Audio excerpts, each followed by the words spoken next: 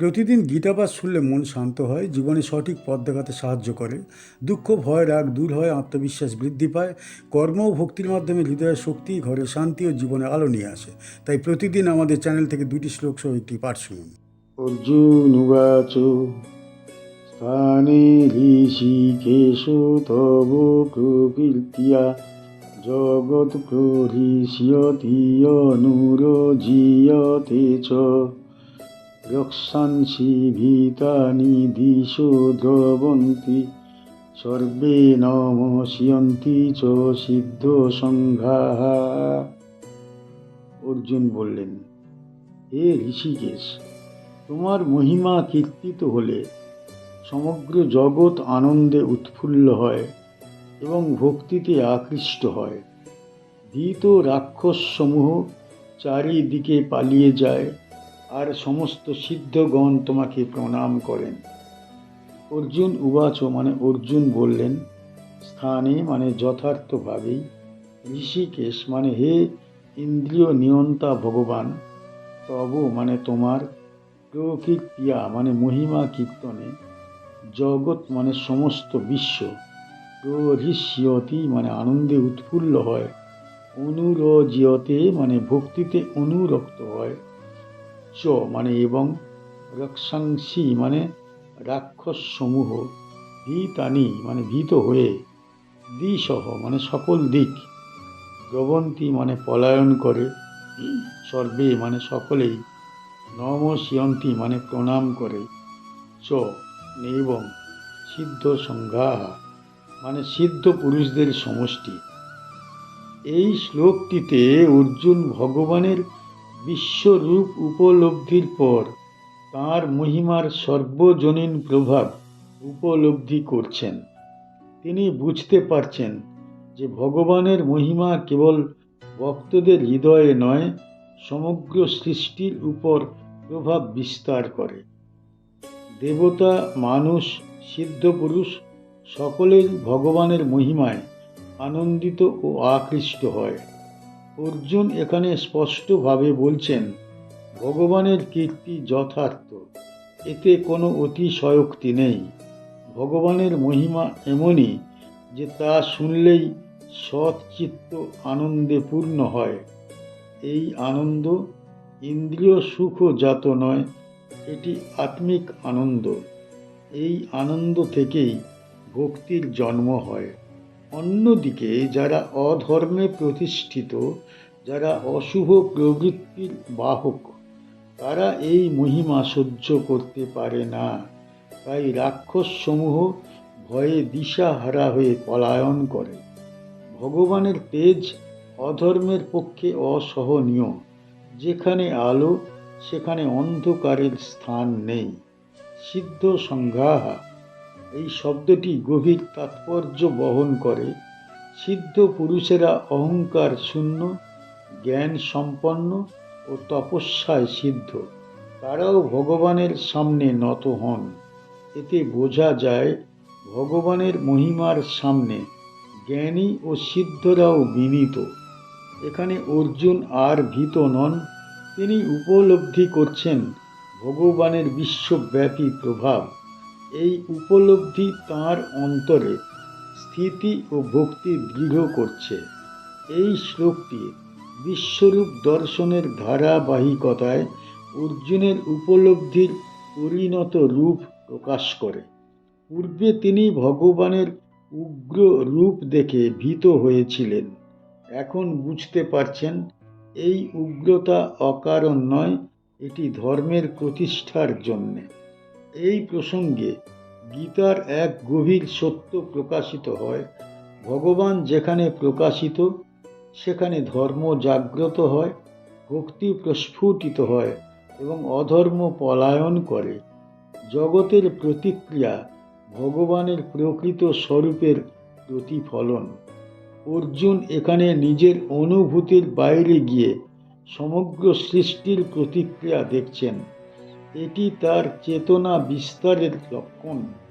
তিনি আর ব্যক্তিগত শোক বা ভয়ের মধ্যে আবদ্ধ নন, তিনি বিশ্বতত্ত্ব উপলব্ধি করছেন। এখানে অর্জুন ভক্তরূপে স্থিত, তিনি বুঝেছেন ভগবানের মহিমাই জগতের প্রকৃত আশ্রয়। এই উপলব্ধি গীতার অন্তর্নিহিত ভক্তি তত্ত্বকে উজ্জ্বল করে তোলে। এই শ্লোক আমাদের স্মরণ করিয়ে দেয়, যেখানে ঈশ্বর সেখানে আনন্দ, যেখানে ঈশ্বর সেখানে ভয় নয়। এই সত্য উপলব্ধি মানব জীবনের পরম সৌভাগ্য। কি শিখতে পারি এই শ্লোক থেকে? এই শ্লোকে অর্জুন ঈশ্বরের মহিমা ও প্রভাবকে গভীর বিস্ময় ও ভক্তির সঙ্গে স্বীকার করছেন। তিনি বলেন, হে ঋষিকেশ, তোমার কীর্তিতে জগৎ আনন্দে পরিপূর্ণ হয়ে ওঠে এবং ভক্তির রসে অনুরক্ত হয়। দেবতা ও সিদ্ধগণ তোমাকে প্রণাম করেন, আর অশুভ ও অধর্ম শক্তি ভয়ে দিক বিদিক ছুটে পালায়। এতে স্পষ্ট হয়ে ওঠে যে ঈশ্বরের নাম ও মহিমা কেবল সান্ত্বনা দেয় না, বরং জগতের নৈতিক ভারসাম্য রক্ষা করে। এই শ্লোক আমাদের শেখায় যে ঈশ্বরের স্মরণ ও কীর্তন মানুষের অন্তরকে আনন্দিত ও শুদ্ধ করে। যেখানে ঈশ্বর চেতনা জাগ্রত হয়, সেখানে ভয় বা অশান্তি স্থায়ী হতে পারে না।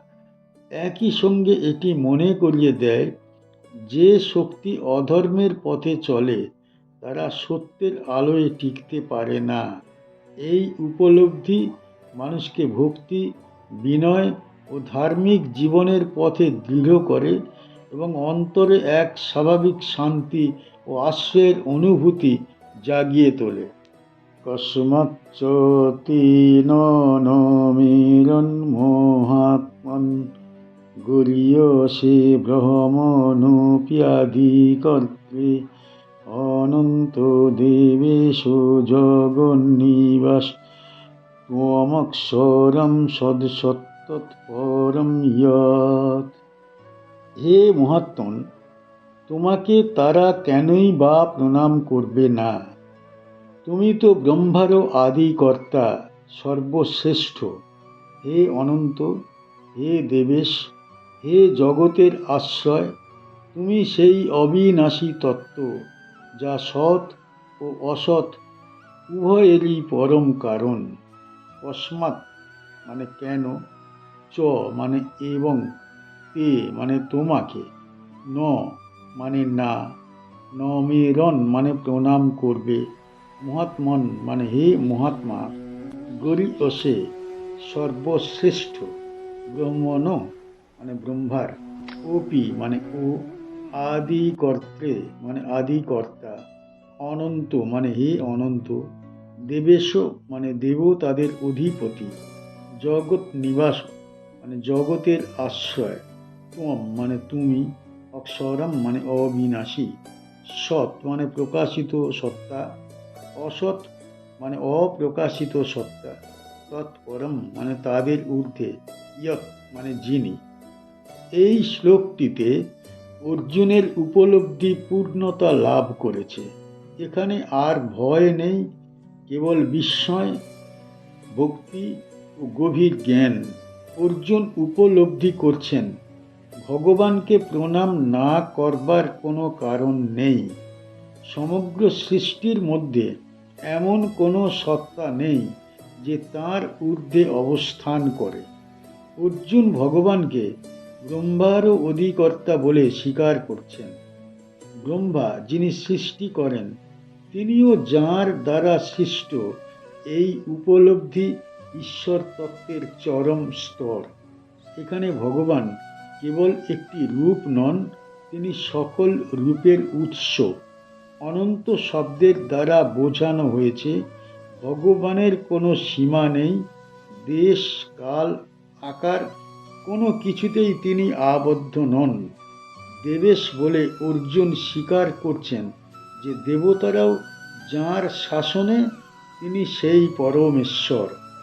জগন্নিবাস সমগ্র জগৎ যাঁর মধ্যে স্থিত, আবার যাঁর দ্বারা ধারণ করা। এই শ্লোকের গভীরতম তত্ত্ব হল সৎ ও অসৎ উভয়ের পরম কারণ।